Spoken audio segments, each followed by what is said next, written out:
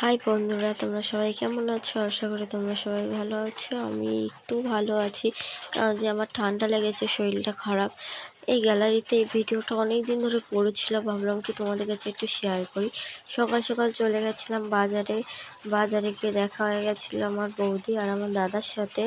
আমরা সবাই মিলে আজকে বাজার করব। তার আগে দেখলাম বাজারটা বসেনি, তাই আমরা ঘুরতে চলে গেলাম। দেখো মাঠের ভিউটা এত সুন্দর লাগছে, আমার কাছে তো খুবই সুন্দর লাগছিলো, তাই ভাবলাম তোমাদের কাছে একটু শেয়ার করে দিই।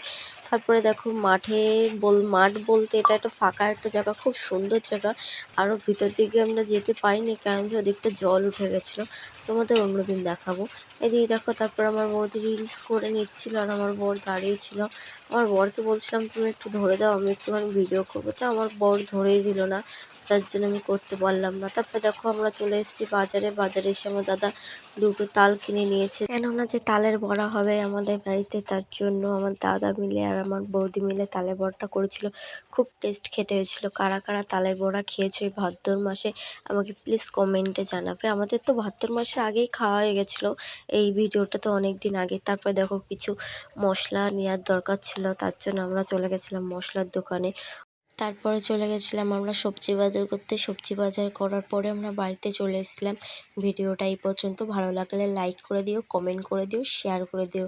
টাটা, ভালো থেকো আর চ্যানেলটাকে সাবস্ক্রাইব করে দিও। Bye bye.